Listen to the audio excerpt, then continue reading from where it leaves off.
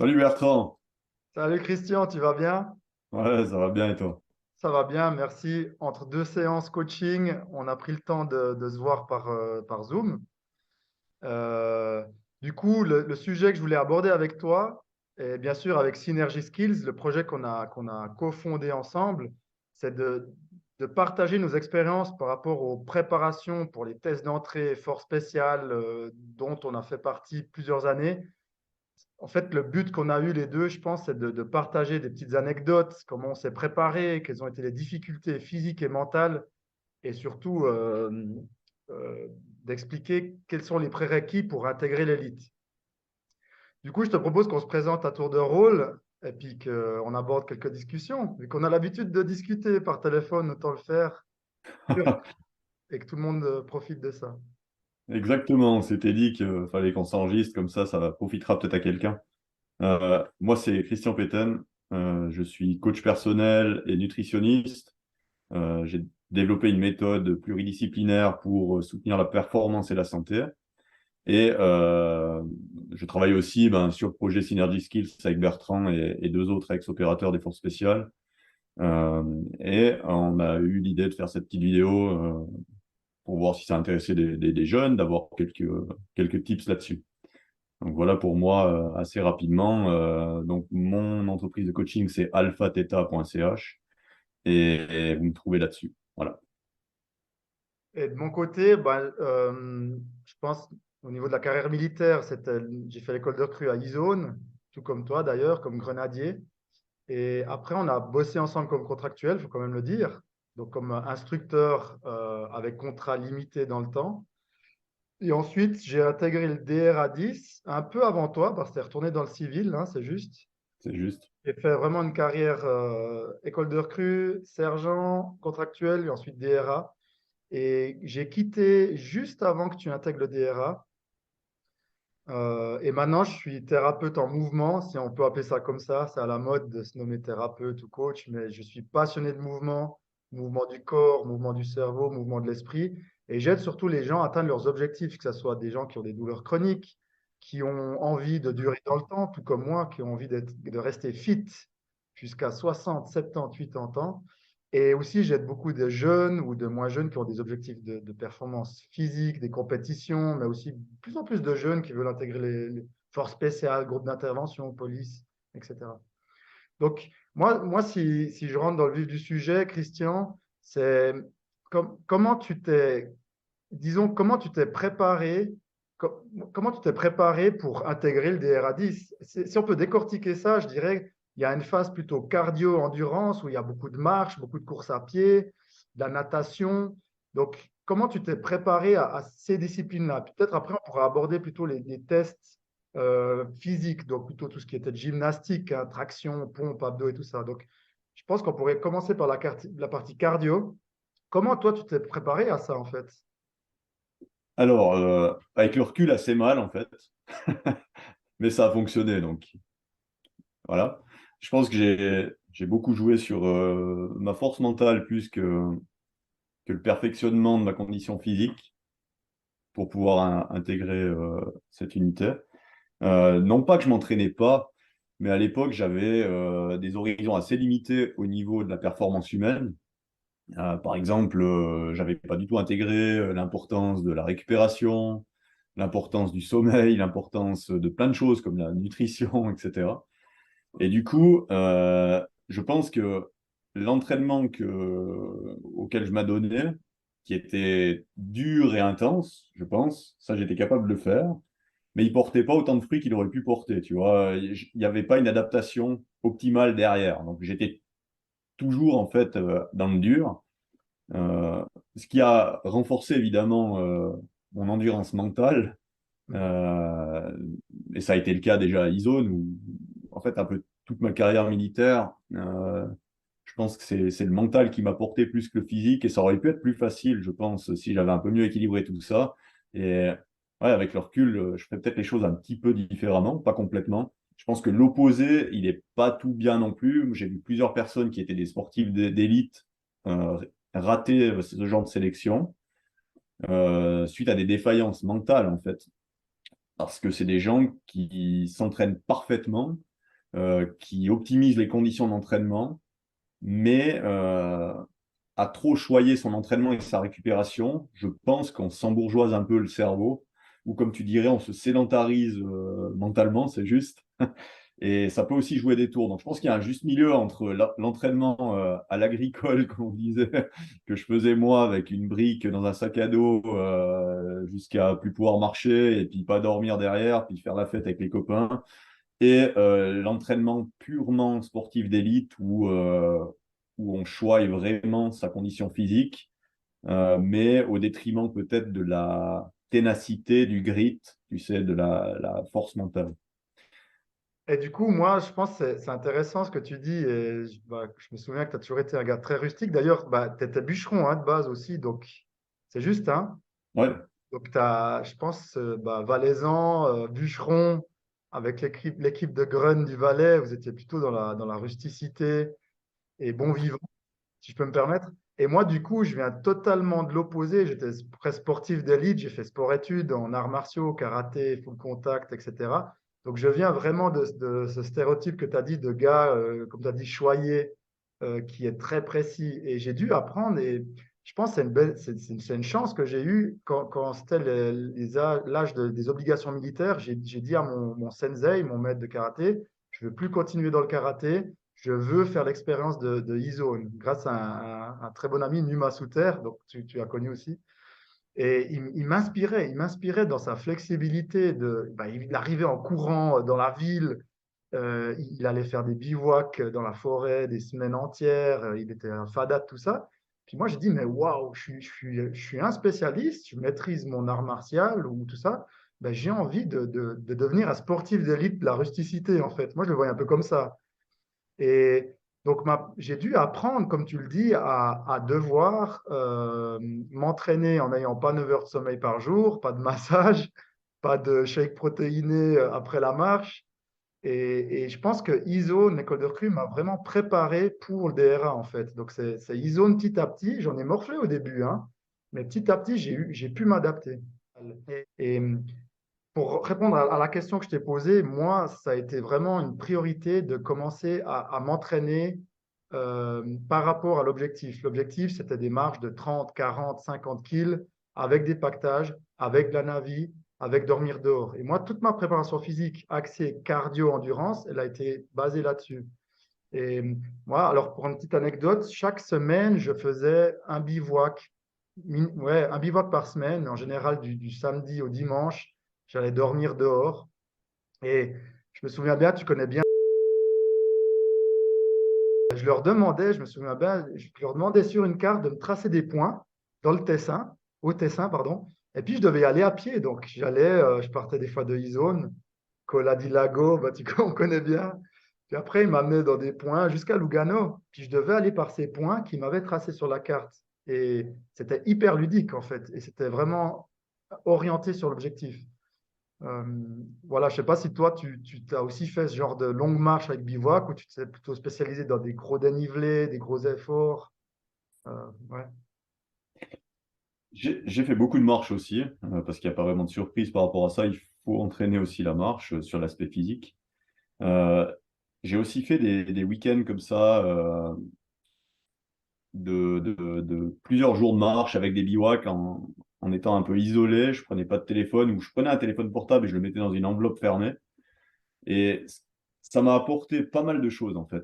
Et ça, c'est quelque chose que je conseillerais de faire à des jeunes qui veulent se préparer, de le faire au moins une fois, de partir comme ça plusieurs jours en bivouaquant. En plus, il faisait mauvais. J'étais dans une région de Suisse où je trouvais pas d'eau, donc j'avais soif, j'avais faim.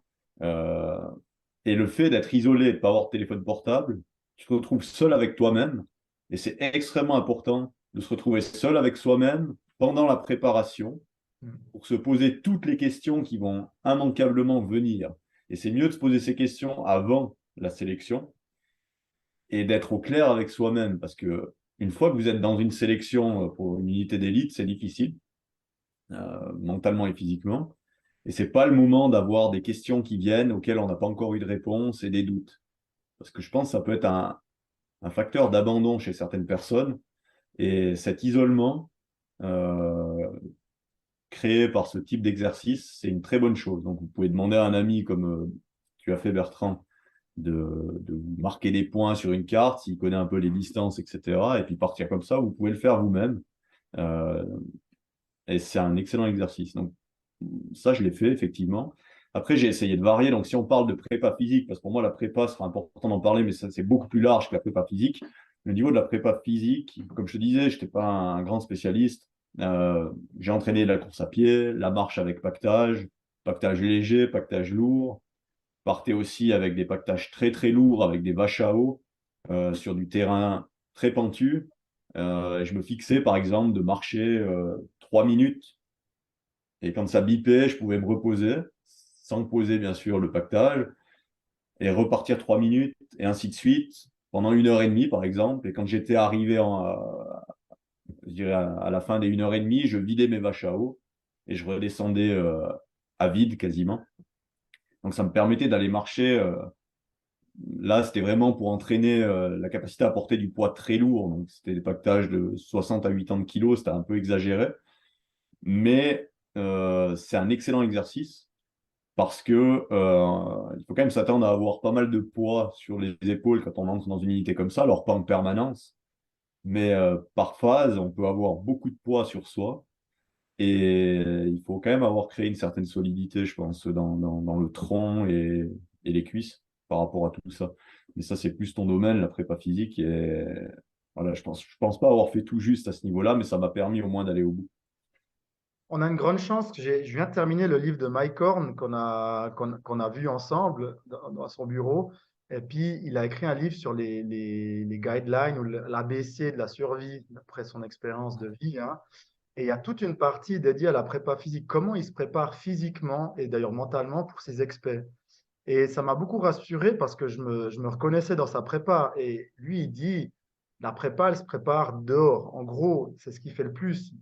On peut revenir après dans ce côté renforcement, fitness et tout, mais il dit prendre un baril, vous l'avez vu sur la chaîne YouTube, je suppose, mais aller hors des chemins avec un gros baril, en tirant des pneus, vraiment de penser à être varié, d'être curieux, aller chercher la difficulté dans le terrain. Ça veut dire sortir du chemin. Ça veut dire, comme Christian a dit, prendre des sacs des fois lourds, des fois plus légers, plus de distance, moins de distance, plus de dénivelé, marche de nuit, marche de jour, sous la pluie, sous la neige, sous le soleil. En fait, je pense que c'est quelque chose qu'il faut cultiver, c'est cette envie de se surpasser et de chercher la difficulté. Enfin, si je résume ce que Mike Horn dit dans sa prépa pour toutes ces experts, c'est ce qu'il cherche. C'est comment je peux casser mon train-train quotidien. Alors lui, il explique des fois qu'il met son réveil 3 fois dans la nuit pour faire quelque chose, juste pour casser le sommeil et ensuite assumer la journée prochaine et voir comment il réagit physiquement, mentalement.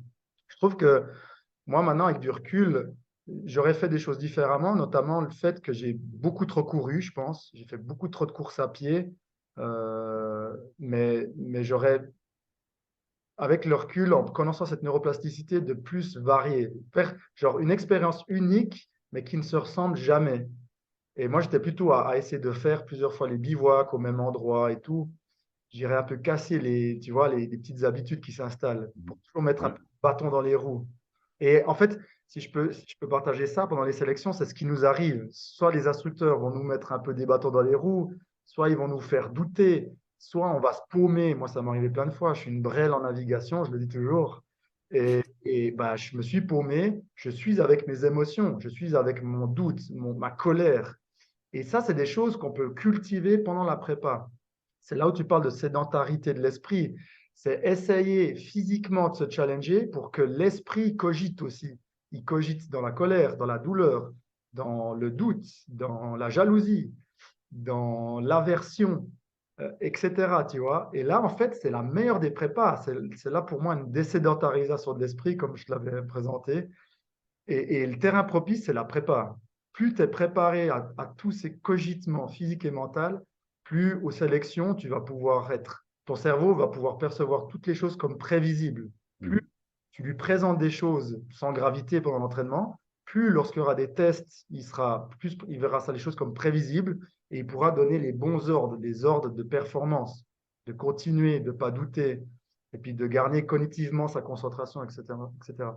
Ouais, je pense que c'est important, tu entraînes comme ça la ténacité, l'endurance mentale, et c'est un point qui est essentiel. Après, un autre conseil que je donnerais, c'est de contrôler le contrôlable.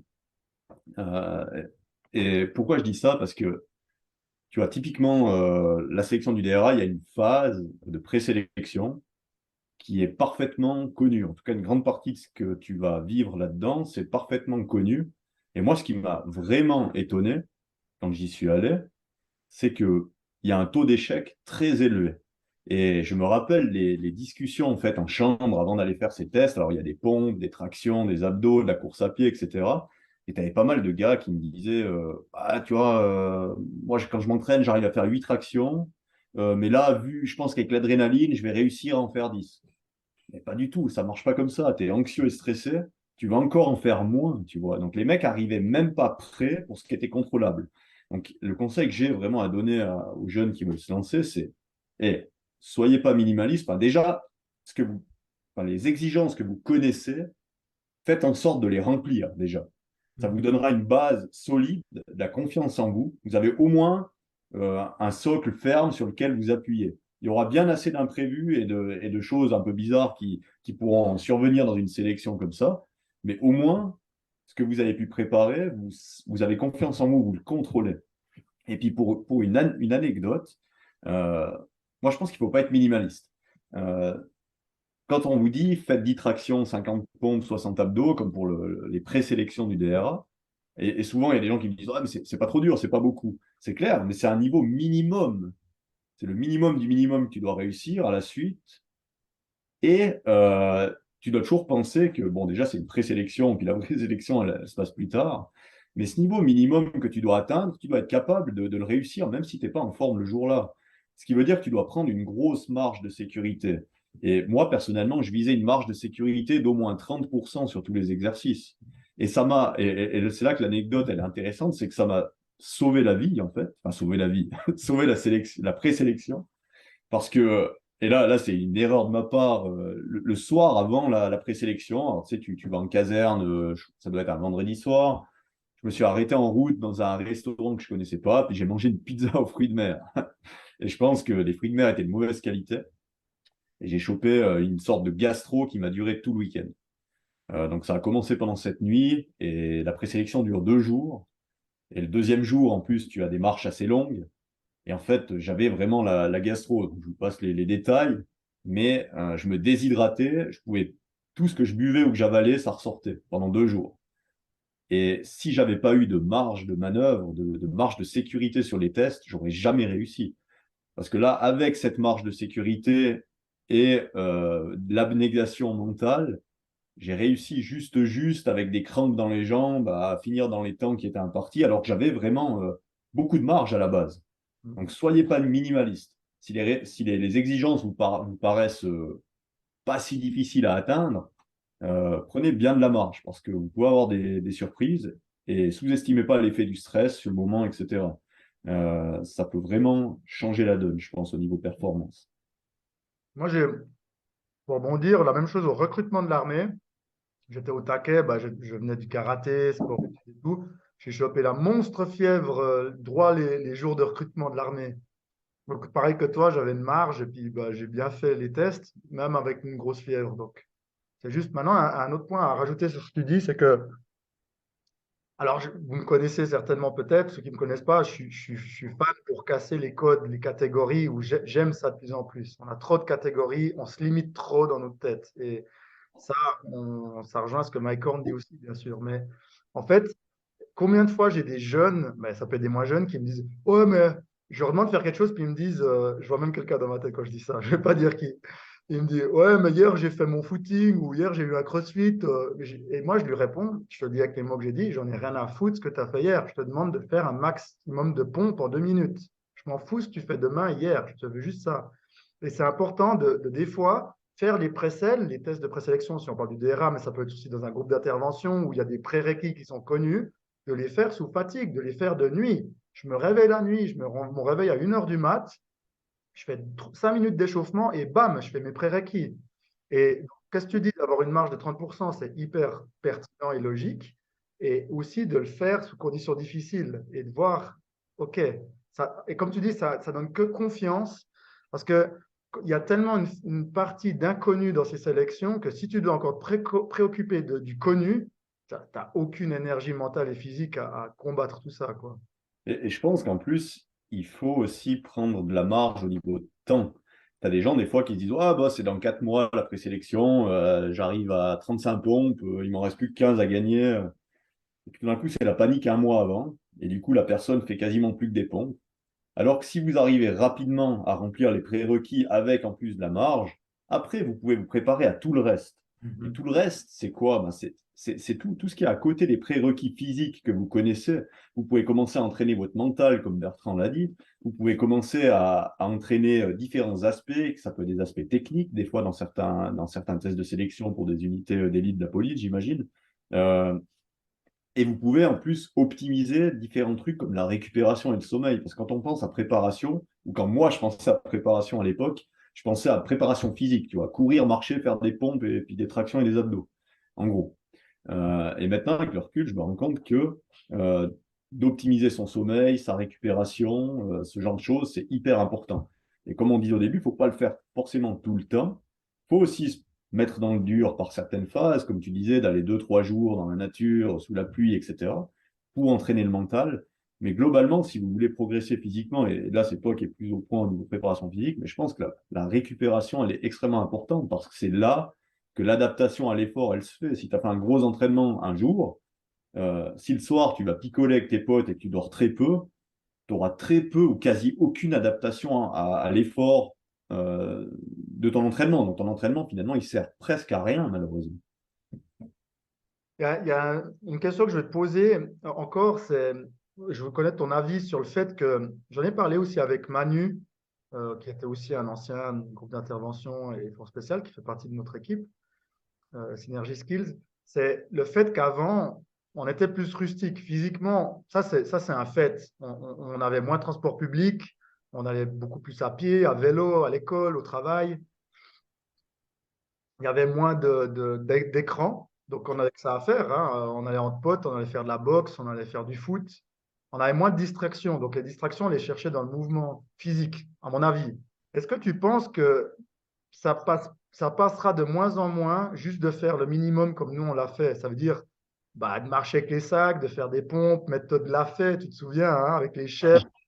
Ça a passé pour nous. Et je me demande si maintenant, vu qu'on est moins rustique, moins solide aussi physiquement, on mange de moins en moins bon, l'eau a de moins en moins de nutriments, les fruits, tu m'as rappelé, ou je sais pas si c'était toi, qui m'a dit qu'une pomme, il y a 40 ans, c'était, enfin, je sais pas si c'était toi, mais enfin, que les fruits sont beaucoup plus pauvres en nutriments, a un impact en fait sur notre physique et notre capacité de récupération, notre potentiel de blessure, etc. Est-ce que tu penses que maintenant, une des seules chances qu'on a pour réussir ces tests, c'est vraiment d'optimiser, comme tu dis, de manière holistique, sommeil, mental, physique, physio et tout. C'est marrant parce que je me suis posé cette même question, puis je voulais te la poser. Donc j'ai réfléchi un petit peu à ça. Et parce que les gens vont dire, ouais, bon, bah, ils ne se sont pas préparés vraiment comme ils disent qu'il faut se préparer actuellement, mais ils ont réussi.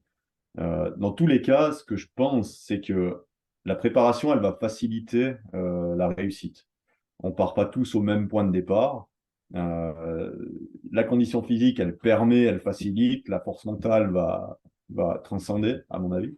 Mais est-ce qu'actuellement, les générations sont devenues un peu plus fragiles et doivent plus se préparer? Peut-être. D'un autre côté, les records sont sans arrêt battus dans le sport de haut niveau, tu vois. Alors, je pense que c'est comme s'il y avait en fait, si la courbe de Gauss, elle s'élargissait, tu vois, et puis que le gros de la courbe, il restait au même endroit ou qu'il a tendance à reculer. Donc, tu as des gens qui sont à la pointe, qui sont de plus en plus forts, mais j'ai l'impression que la masse des gens, d'une certaine manière, due aux conditions de vie qui sont peut-être un peu plus faciles, il y a, comme tu dis, il y a des moyens de transport pour tout. On prend aussi beaucoup plus soin du confort des gens. Il n'y a qu'à voir dans les écoles de recrues actuellement, hein.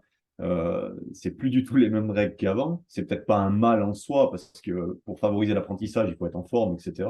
Mais ça a forcément des conséquences sur la rusticité et puis la force mentale.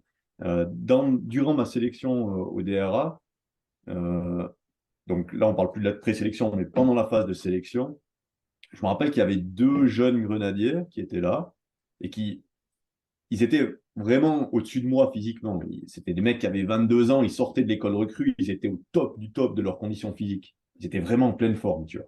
Comme après un paiement de galant, une école recrue, tu as fait que ça pendant des années.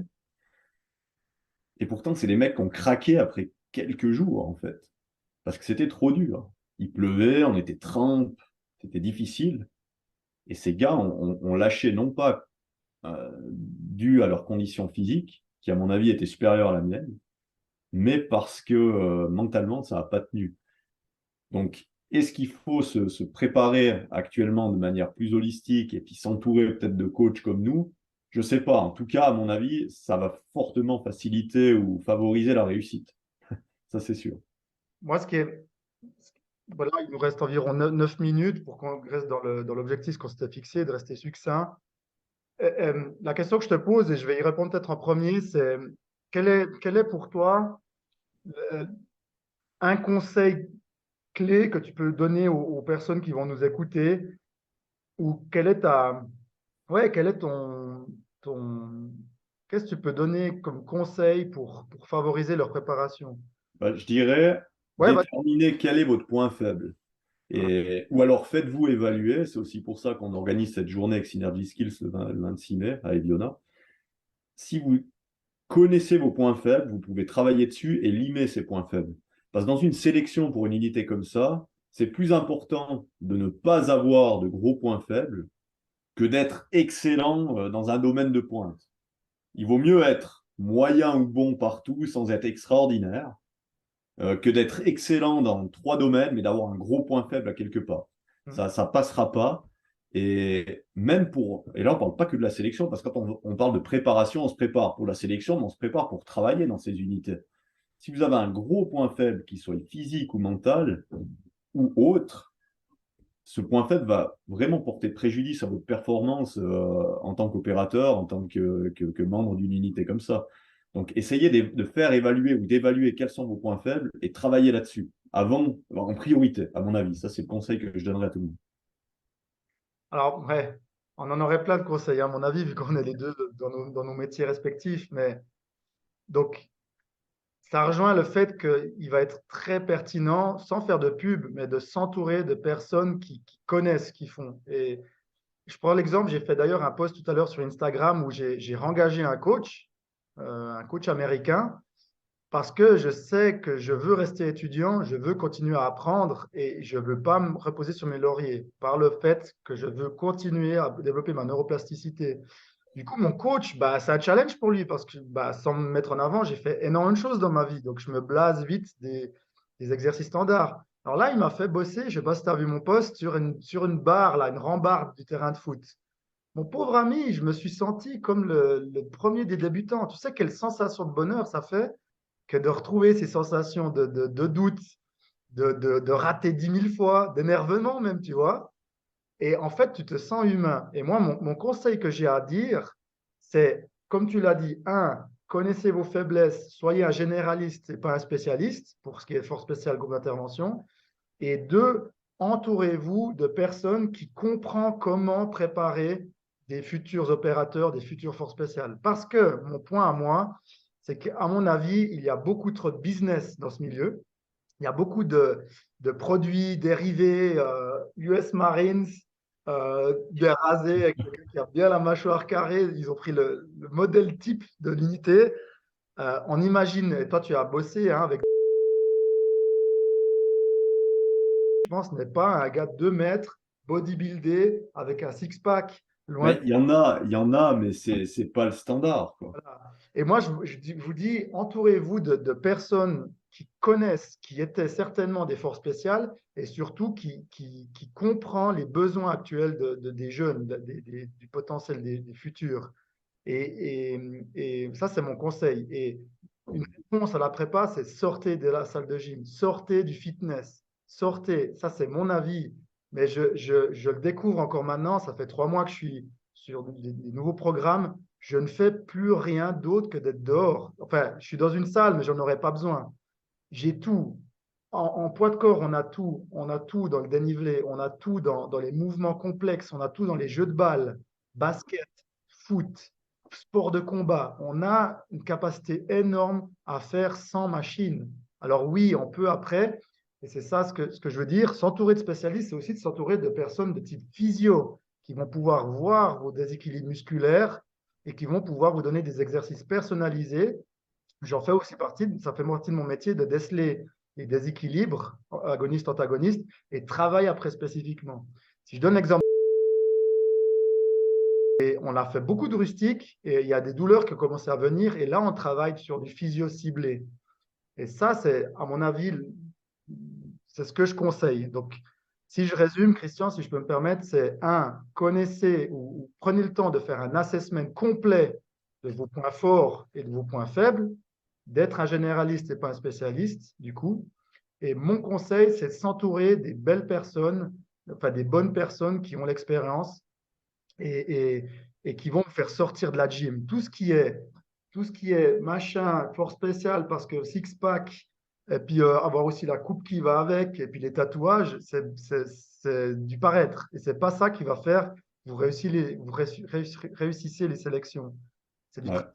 c'est du travail de ténacité. Ouais, je pense que c'est très bien ce que tu dis par rapport aux généralistes. Vous aurez le temps, les gars, de devenir un spécialiste par après. Soyez déjà un généraliste, limez vos faiblesses, et après, quand vous êtes dans une unité depuis quelques années, là, vous pourrez devenir un spécialiste dans un domaine. Vous verrez qu'il y a déjà bien assez à apprendre et puis à faire avec la base.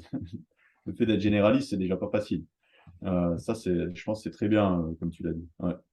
Et je redécouvre des mille et une manières de faire des pompes, des dips, des squats, des lunges, des handstands, de la course, des pas athlétiques, l'accélération, décélération. Après, on a tout le travail sensoriel avec l'équilibre, la vision.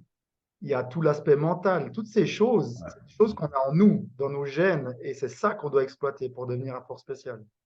Et si je peux rajouter un truc, faites assez rapidement les bons choix au niveau alimentaire, au niveau de votre sommeil, sur ces aspects-là. Vous allez favoriser la progression dans votre entraînement. Si vous attendez la dernière minute pour améliorer votre alimentation ou votre sommeil, vous allez perdre du temps. Si vous avez des carences en quoi que ce soit, votre capacité à vous adapter à l'effort, à progresser, elle est beaucoup plus faible. Si vous dormez mal, votre capacité à vous régénérer, à vous adapter à l'effort, elle est beaucoup plus faible aussi. Donc, prenez un petit peu, mettez pas la charrue avant les bœufs, comme on dit. Regardez que les conditions soient favorables. Et quand elles sont favorables, après, vous pouvez commencer à monter l'intensité dans le domaine physique. Mais pensez aux autres aspects. Pensez à entraîner aussi l'endurance mentale. Allez dehors, comme Bertrand dit, allez sous la pluie, laissez votre natel à la maison de temps en temps, isolez-vous pour que les questions qui vont immanquablement vous venir durant une sélection comme ça, elles vous viennent quand vous avez le temps d'y penser et de vous poser ces questions et ces doutes. Mm. Ah, super, Christian. C'est top. Je pense qu'on a bien donné des indications. Maintenant, bien sûr, vous pouvez nous suivre sur la page YouTube Synergy Skills. On est présent sur Instagram, Facebook. Et Synergy Skills, en gros, c'est vraiment quatre anciens opérateurs force spéciale, groupe d'intervention suisse, qui vont aider les potentiels forces spéciales opérateurs à intégrer l'élite. Chacun son domaine. Christian, dans la nutrition, dans la préparation mentale, dans l'optimisation du quotidien, moi dans tout ce qui est mouvement, le collègue qui est vraiment spécialisé dans le tir, et encore un quatrième protagoniste qui, lui, je crois qu'il est touche à tout, qui est bien occupé en ce moment. Voilà. Donc, n'hésitez pas, on a une journée d'assessment. Tu peux nous rappeler la date, Christian, s'il te plaît? Le 26 mai à Eviona, vous trouvez ça sur nos réseaux sociaux, Synergy Skills Info. Et si je peux rajouter un dernier truc, vu qu'on a une minute, si cette vidéo elle vous a plu, puis que ça vous intéresse ce genre de choses, alors déjà abonnez-vous, comme ils disent les rois de YouTube, comme ça vous ne manquez pas la suite. Et dites-nous en commentaire si ça vous intéresserait qu'on fasse par exemple une petite vidéo sur le même sujet, mais où vous pouvez nous poser vos questions, parce que nous on est un peu les vieux de la vieille, on n'a pas forcément encore en tête les questions qu'on pourrait se poser quand on est jeune. Donc, n'hésitez pas à nous dire si ça vous intéresse et puis on le fera. OK? Merci Christian, ciao à Ciao, tous. ciao les gars. Merci. À plus. Merci, ciao Chris.